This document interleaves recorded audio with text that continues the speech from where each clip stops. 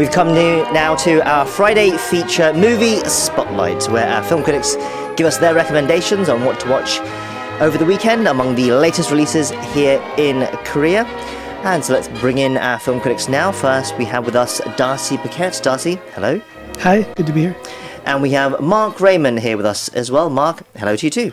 Good to see you again.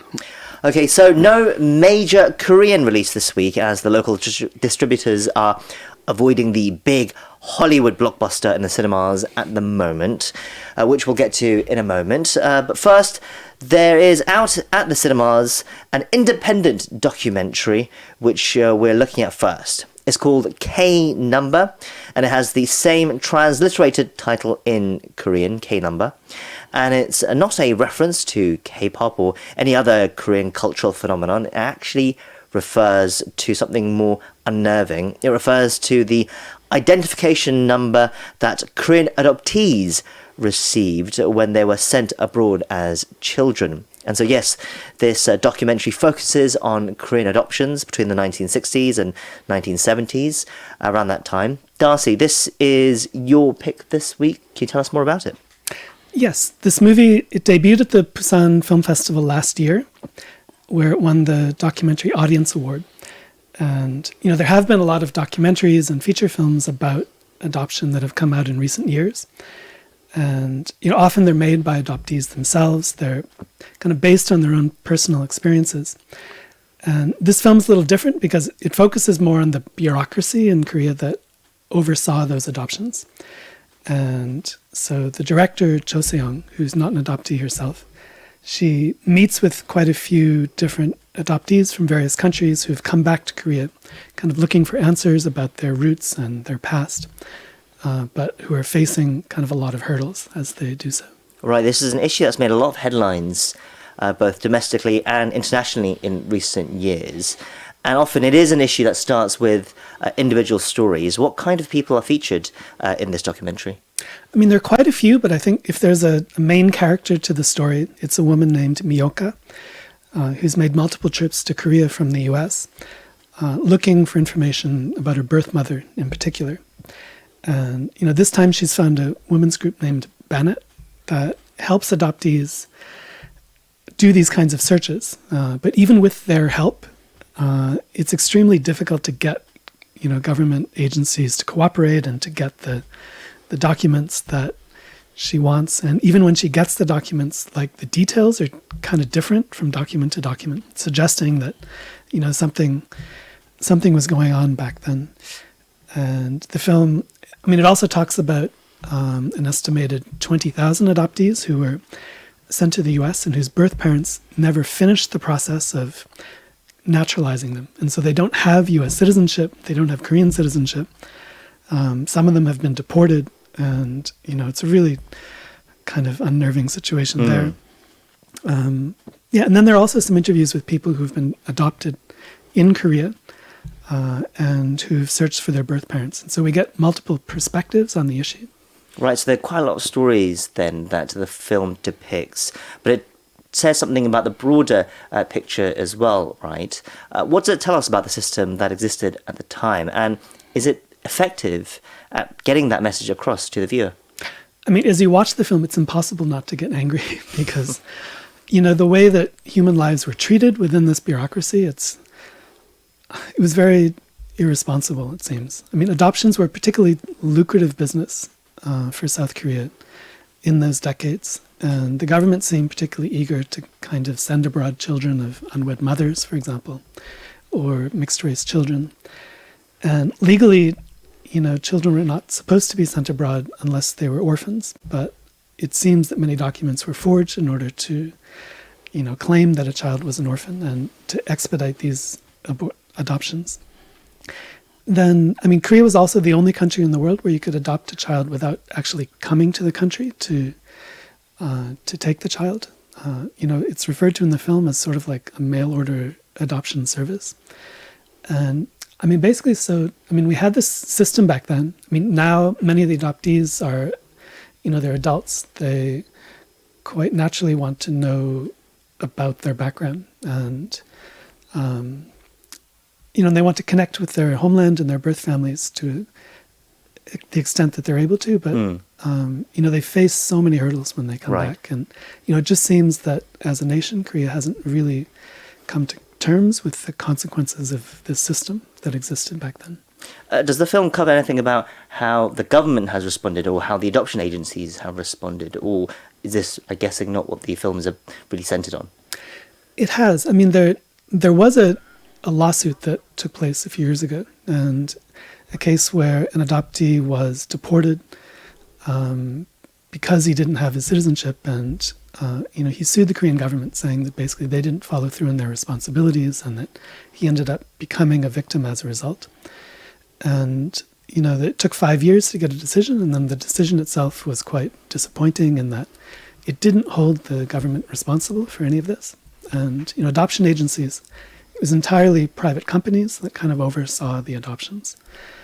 And so the government is saying that it's not responsible, and yet, you know, when you look closely at it, they were really closely involved in the whole process. And so it is something that I think really needs to be looked at in more detail, and some effort needs to be made to kind of alleviate some of the things that happened. Right. I think the government has said that obviously it wasn't for profit as such. But yes, so there are controversies that surrounding this whole system. Does it work as a film? It does. I think it's well made. I like the way that it presents a lot of different perspectives in the film. You know, the stories themselves are engaging, but also it gives you a lot of useful information and helps you to see it kind of from a wider perspective and to kind of put the pieces together. And so I was really impressed. Yeah. Mark, were you able to catch this film? Yeah, and I agree with Darcy. It's a very good film. As Darcy's mentioned, there's been a lot of documentaries about Korean adoptees, most of them more personal, of varying qualities. And actually, when I first read the description of this film, I thought it was another film that maybe had just gotten its title changed because it sounded similar in outline. But it's a much better example of this type of film because it isn't, the personal is still there, but it is more analytical. It is more about kind of the system. It is quite damning of the Korean government. And there are interviews of a lot of people who work for these different agencies that are trying to kind of basically prosecute the government for how it was in these agencies, for how they were done. And they use very strong language like child trafficking and these kind of allegations. So it's a quite a condemning kind of film.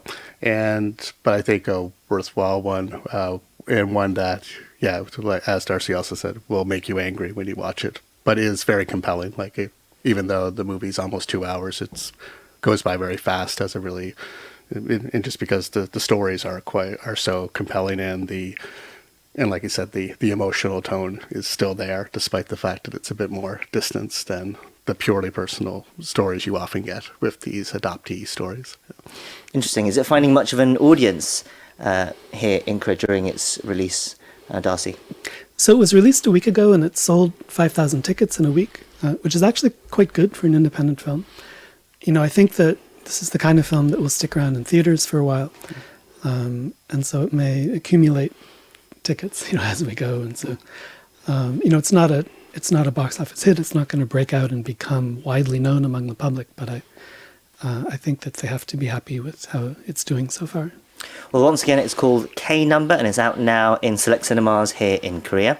Okay, let's move on to our monster release this week, and it is the latest and possibly last in the Mission Impossible franchise. Yes, Tom Cruise is back as Ethan Hunt, a role he took on originally almost 30 years ago now, back in 1996.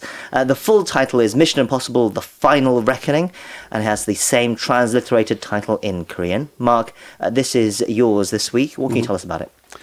Yeah, this is the 8th film in the franchise, or maybe the 7th if you consider this because Dead Reckoning Part 1 came out a couple years ago in 2023. So this is kind of a follow-up, as you mentioned, called The Final Reckoning. And while I don't believe that this is the last Mission Impossible film, it is the last in this, I think, cycle of films.